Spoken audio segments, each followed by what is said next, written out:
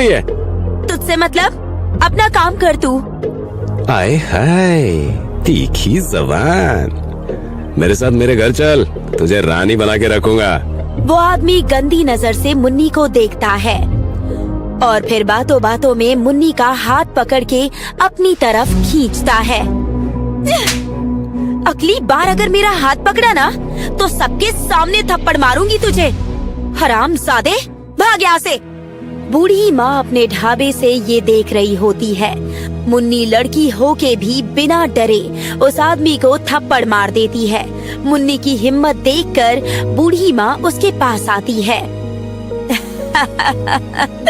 वाह बेटी, तुझ में तो बहुत हिम्मत है। अब वो आदमी अपनी पत्नी का भी हाथ पकड़ने से पहले सोचेगा। ऐसे लोगों के साथ ऐसा ही होना चाहिए माँ जी। कल पता नहीं क्या करेगा। हाँ बेटी, पर तू कचरा क्यों चुनती है? अनाथ हूँ ना मैं, अपना गुजारा करने के लिए ये सब करना पड़ता है मुझे, और इसी बात का फायदा ये लोग उठाते हैं। राह चलते छेड़ना, बुरी नजर से देखना। अगर मेरा भी परिवार होता तो ऐसा नहीं होता मेरे साथ। मेरी भी कोई औलाद नहीं है। अब से तू यहीं मेरे साथ रहेगी, एक परिवार की तरह। क्या सच में?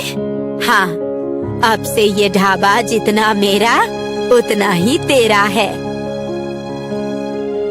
मुन्नी बूढ़ी माँ के साथ उन्हीं के ढाबे पे रहने लगी। हर दिन ढाबे की साफ सफाई, झाड़ू पोछा और खाना बनाने में बूढ़ी माँ की मदद करती थी वो। क्या खुशबू आ रही है। क्या फायदा ऐसी खुशबू का जब लोग खाना खाने आते ही नहीं हैं। सब लोग उस बड़े होटल में खाना खाने जाते हैं। इस ढाबे में तो कोई भी आता ही नहीं है। बूढ़ी माँ, सब आएंगे। वो कैसे? शायद लोग बोर हो गए हैं वही दाल चावल खा खा कर, इसीलिए कोई नहीं आ रहा है। मुझे तो ज्यादा कुछ बनाना भी नहीं आता। तुझे आता है?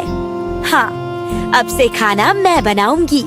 मुन्नी ने दाल चावल की जगह खट्टी दाल और मिर्च वाले चावल बनाए। मुन्नी के खाने की खुशबू बाहर तक आ रही थी। खुशबू इतनी अच्छी थी कि बूढ़ी माँ से रहा नहीं गया और वो एक प्लेट में खाना परोसकर खाने लगी। अरे वाह मुन्नी, क्या दाल चावल है। मुझसे तो रहा नहीं जा रहा है, थोड़े और दे देना। हाँ हाँ, अभी देती हूँ। ऐसे ही घूमते घूमते 4-5 लोगों का ग्रुप उनके ढाबे पर आता है। कहिए, क्या दूं? यहाँ का स्पेशल खाना क्या है वो दे। थोड़ी जल्दी दे, पेट में चूहे दौड़ रहे हैं। अभी तो खट्टी दाल और मिर्च वाले चावल हैं। जो भी है जल्दी दे दो। मुन्नी ने उन्हें खट्टी दाल और मिर्च वाले चावल दिए। सब लोग बड़े चाव से खाना खाने लगे, जैसे कई दिनों के भूखे हो।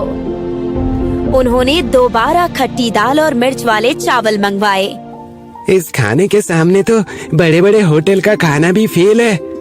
अब से मैं यही खाना खाने आऊंगा। हाँ, मैं भी। दोनों बहुत खुश होते हैं। तुम्हारी वजह से मेरा ढाबा फिर से चल पड़ा है बेटी। धीरे धीरे उनके ढाबे पर लोगों की भीड़ बढ़ती गई। लोग दूर दूर से खट्टी दाल और मिर्च वाले चावल खाने आने लगे। क्या स्वाद है, मजा आ गया। लोगों की बढ़ती भीड़ के साथ मुन्नी का काम भी बढ़ गया।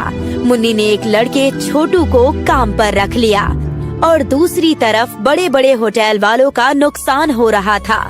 उन्हीं में से एक था विवेक। इनके खट्टी दाल और मिर्च वाले चावल की वजह से हमारा होटल बंद ना हो जाए। कुछ ना कुछ तो करना पड़ेगा। विवेक मुन्नी के ढाबे पर नजर रखने लगा। कितने कस्टमर्स आते हैं, कौन कौन ढाबे पर काम करता है, सब कुछ। एक दिन विवेक छोटू को रास्ते में रोक लेता है। ओ छोटू। जी कहिए, आपको मेरा नाम कैसे पता है?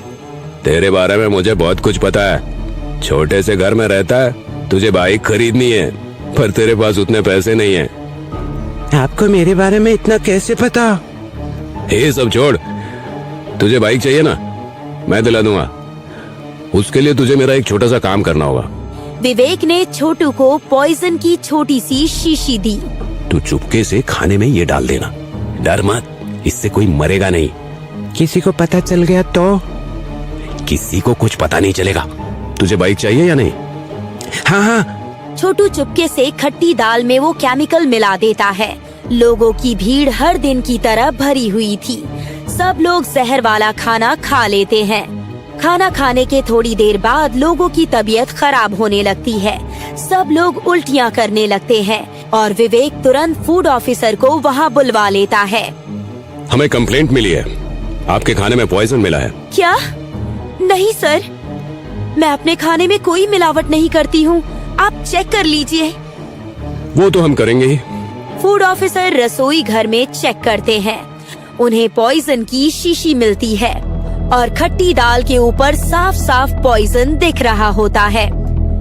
ये शीशी किसकी है मुझे नहीं पता, और किसने ये दाल में मिलाई मैं ये भी नहीं जानती हूँ।